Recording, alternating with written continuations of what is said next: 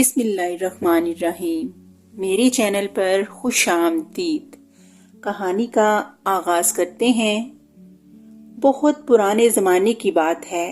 کسی گاؤں میں عادل نامی شخص اپنی بیوی بچوں کے ساتھ رہا کرتا تھا۔ اس کے 2 بچے تھے، عارف اور شہینہ۔ وہ دونوں ابھی چھوٹے تھے مگر بہت سمجھدار تھے۔ وہ ہر کام میں اپنے ماں باپ کا ہاتھ بٹاتے اور ان کے ماں باپ ان سے بہت خوش ہوتے تھے۔ انہیں پڑھنے لکھنے کا بھی بہت شوق تھا اور وہ تعلیم حاصل کرنے کے لیے گاؤں کے مکتب میں بھی جایا کرتے تھے۔ تعلیم حاصل کرنے کی وجہ سے ان کی ذہانت میں کافی اضافہ ہو گیا تھا۔ عادل کے پاس کچھ زمین تھی، اس لیے اس زمین پر ایک بڑا سا سائبان لگا کر اس کے چاروں طرف لکڑیوں کا جال لگا دیا تھا اور اس میں بہت سی مرغیاں پال رکھی تھیں۔ ان مرغیوں کے انڈے بیچ کر اسے اچھے خاصے پیسے مل جاتے تھے اور اس کا گزارا بڑے مزے سے ہو جاتا تھا۔ اس نے کچھ رقم جمع بھی کر رکھی تھی تاکہ ضرورت پڑنے پر کام آ سکے۔ اس کے دونوں بچوں کو ان مرغیوں سے بہت محبت تھی۔ مکتب سے آنے کے بعد دونوں بچے اپنے باپ کے ساتھ مرغیوں کے باڑے میں پہنچ جاتے اور انڈے اکٹھے کر کر کے ٹوکریوں میں رکھتے رہتے۔ اس کام میں انہیں بہت مزہ آتا تھا۔ مرغیاں بھی ان سے بہت مانوس ہو چکی تھیں۔ انہیں دیکھ کر وہ باڑے میں کہیں بھی ہوتی شور مچاتے ہوئے ان کے قریب آ جاتی۔ باڑے کے آدھے حصے میں تو کچی زمین تھی جہاں پر مرغیوں کے دانے اور پانی کے برتن رکھے ہوئے تھے۔ دوسرے حصے میں بھوسا بچھا کر مرغیوں کے رہنے کی جگہ بنا دی گئی تھی۔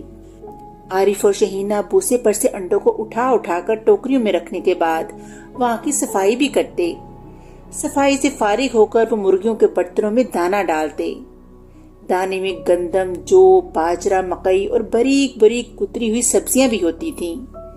کبھی کبھی وہ ان کو پانی میں بھیگی ہوئی روٹی بھی ڈال دیا کرتے تھے۔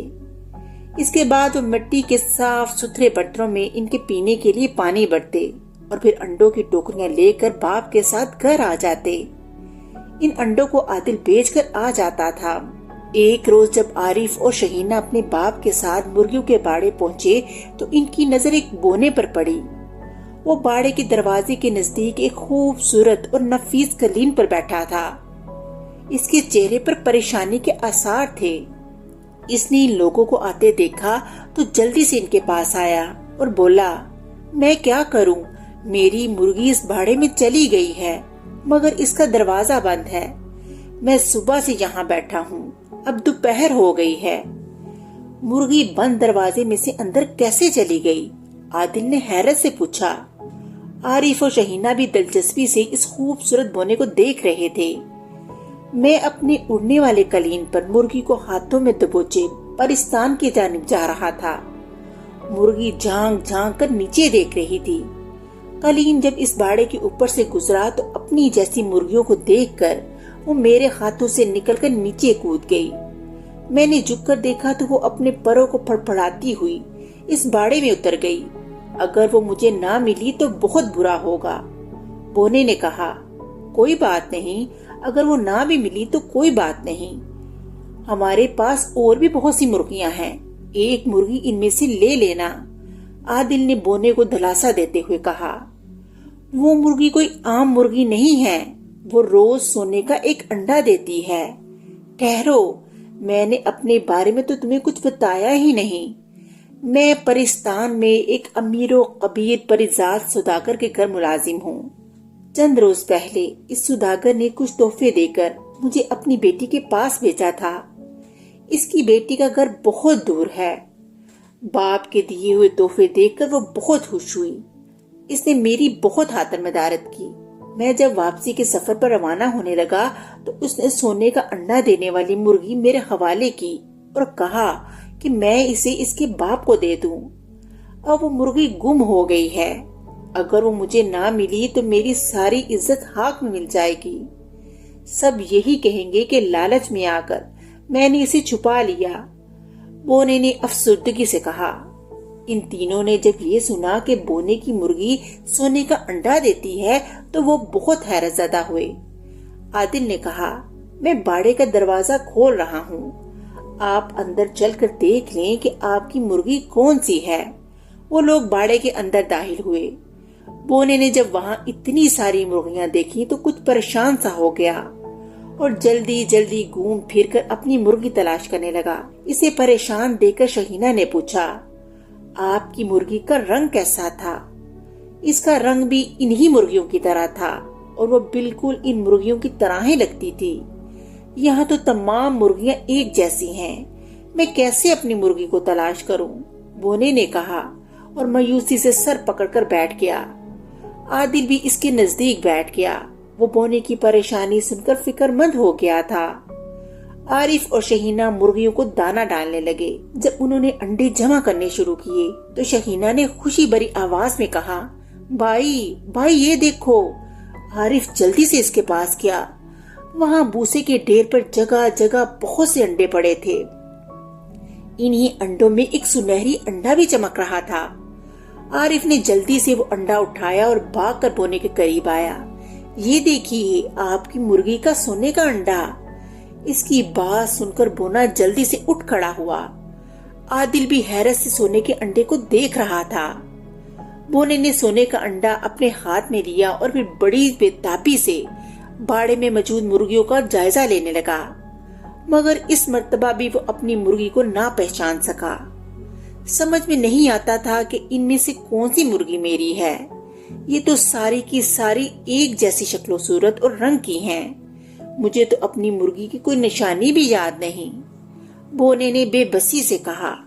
फिर थोड़ी देर बाद इसने कहा, इसका तो मुझे यही हाल नजर आता है कि मैं इन तमाम मुर्गियों का सौदा कर लूं और इन्हें परिस्तान ले जाकर सौदागर के हवाले कर दूं और कहूं कि इनमें ही वो मुर्गी है जो सोने का अंडा देती है। मगर इतने छोटे से कालीन पर मैं इतनी सारी मुर्गियां कैसे रखूंगा? आरिफ और शहीना दोनों बहुत अक्लमंद बच्चे थे। वो एक कोने में जाकर इस मुश्किल का कोई हल निकालने के लिए एक दूसरे से मशवरा करने लगे। थोड़ी देर बाद इनके जहन में एक तरकीब आ गई।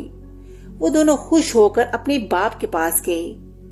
आरिफ ने अपने बाप से कहा, बोने बाई सख्त परेशानी में हैं, हमें इनकी मदद करना चाहिए।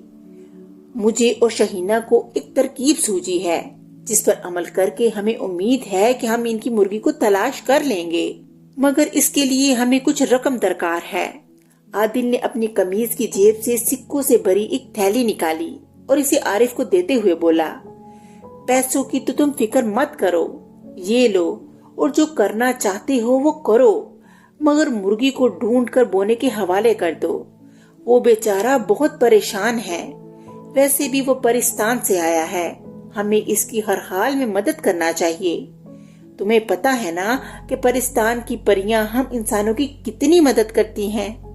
वहाँ की परियां, परिजात और बोने कितने अच्छे होते हैं। बस देव और जादूगर इंसानों से अच्छा सलूक नहीं करते, मगर हमें इनसे क्या लेना। आरिफ ने सिक्कों की थैली संभाल कर अपनी जेब में रखी। फिर वो और शहीना बाड़े में घूमकर मुर्गियों की गिनती करने लगे। वहाँ पर मौजूद मुर्गियों की तादाद 150 थी। गिनती खत्म करके आरिफ आदिल के पास आया। आप बाड़े का दरवाजा बंद करके बोने बाई के साथ घर चले जाएं। बाकी काम आप मुझ पर और शहीना पर छोड़ दें। ये कहकर वो शहीना को साथ लेकर वहाँ से गांव की जानिब चल दिया। आदिल बोने को साथ लेकर घर चला गया। शाम को जब आरिफ और शहीना घर आए तो आदिल ने पूछा, मुर्गी का कुछ पता चला? बोना भी इन्हें उम्मीद भरी नजरों से देख रहा था। अल्लाह ने चाहा तो कल तक पता चल जाएगा, आरिफ ने मुस्कुरा कर कहा। इसकी बात सुनकर शहीना भी मुस्कुराने लगी। अगले रोज वो सब मुर्गियों के बाड़े में पहुंचे। जब वो बाड़े में दाखिल हुए तो वहाँ का मंजर देखकर आदिल और बोना हैरत ज़दा रह गए। पूरे बाड़े में खजूर के पत्तों और मजबूत सरकंडों से बनी हुई छोटी छोटी जालीदार टोकरियां कितार दर कितार रखी थीं। इन टोकरियों पर ढक्कन भी थे। वहाँ एक भी मुर्गी नजर नहीं आ रही थी। अलबत्ता मुर्गे इधर उधर दाना दुनकर चुगते फिर रहे थे। आदिल ने कहा, ये टोकरियां कहाँ से आ गईं और हमारी मुर्गियां कहाँ गईं? यहाँ तो सिर्फ मुर्गे ही मुर्गे नजर आ रहे हैं। ये टोकरियां हमने आपके दिए हुए पैसों से गांव की दुकान से खरीदी थी। कल शाम हमने टोकरियों में भूसा बिछाकर हर टोकरी में एक एक मुर्गी बंद कर दी और हर टोकरी में मिट्टी की प्यालियों में इनका दाना भी रख दिया था। इन टोकरियों के ढक्कन बंद करके हम घर चले आए। अब हम एहतियात से हर टोकरी का ढक्कन उठाकर देखेंगे। जिस टोकरी से सोने का अंडा निकलेगा हम समझ जाएंगे कि इसमें बोने बाई की सोने का अंडा देने वाली मुर्गी मौजूद है। आदिल के साथ साथ बोना भी इन दोनों की अक्लमंदी पर हैरान रह गया। आरिफ और शहीना बड़ी एहतियात से हर टोकरी का ढक्कन उठाकर इसमें झांकने लगे। अचानक इनके कानों में शहीना की आवाज आई, इस टोकरी में सोने का अंडा है। फिर वो इस टोकरी को उठाकर अपने बाप के पास आई। ये अंडा इस टोकरी में बंद मुर्गी ने दिया है, इसने बताया। आदिल ने टोकरी और सोने के अंडे को बोने के हवाले कर दिया। बोना बहुत खुश था। इसने टोकरी में से अंडा निकाल लिया। अब इसके पास 2 सोने के अंडे हो गए थे। इसने एक अंडा आरिफ और दूसरा शहीना को दिया और बोला, बच्चों, परिजात सुदागर की बेटी ने कहा था कि जब तक ये मुर्गी मेरे पास रहेगी इसके दिए हुए अंडे मेरे होंगे, इसलिए ये अंडे मैं तुम दोनों को दे रहा हूँ। ये तुम्हारी अक्लमंदी का इनाम है। तुमने जो काम किया है वो कोई आसान काम नहीं था। तुम दोनों बहुत ज़हीन बच्चे हो। तुम दोनों ने मुझे बहुत बड़ी परेशानी से निकाला है। मैं जिंदगी भर तुम्हारा एहसान मंद रहूंगा। सोने के अंडे लेकर दोनों बहन भाई इसका शुक्रिया अदा करने लगे।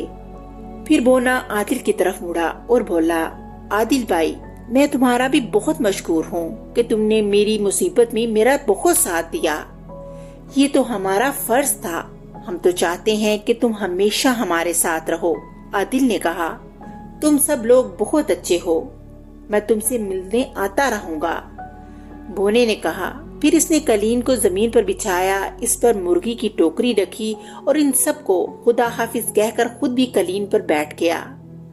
इसके बैठते ही कलीन फिजा में बुलंद हुआ और परिस्तान की जानिब उड़ गया। आरिफ और शहीना ने सोने के अंडे आदिल के हवाले कर दिए। इसके बाद उन्होंने बकिया टोकरियों से अंडे निकालकर जमा किए। इस दौरान मुर्गियां बाहर घूमने फिरने लगीं। थोड़ी देर बाद उन्होंने देखा कि मुर्गियां दोबारा अपनी अपनी टोकरियों में जाकर बैठ गईं। इन्हें अपने नए घर बहुत पसंद आए थे। आरिफ ने कहा, इतनी बहुत सी टोकरियां खरीदने पर हमारे बहुत से पैसे खर्च हो गए, मगर अब हम अपनी मुर्गियों को इन्हीं टोकरियों में रखेंगे। इससे तो वो सर्दी से भी बच जाएंगी। अपने इन नए घरों में वो बहुत खुश नजर आ रही हैं। घर आकर आदिल ने जब अपनी बीवी को तमाम वाकया सुनाया तो वो अपने बच्चों की अक्लमंदी पर बहुत खुश हुई। थोड़े दिनों बाद आदिल ने दोनों सोने के अंडे बेचकर बहुत सी दौलत हासिल कर ली। बोना कभी कभार इनसे मिलने इनके गांव आ जाता। आरिफ और शहीना इसका बेचैनी से इंतजार करते थे, क्योंकि वो इन्हें अपने जादू के उड़ने वाले कलीन पर बिठाकर सैर भी करवाता था। इस तरह उनको बहुत मजा आता था। इस तरह कहानी का इख्तिताम हो गया। अगली कहानी के साथ फिर मिलेंगे। तब तक के लिए अल्लाह हाफिज।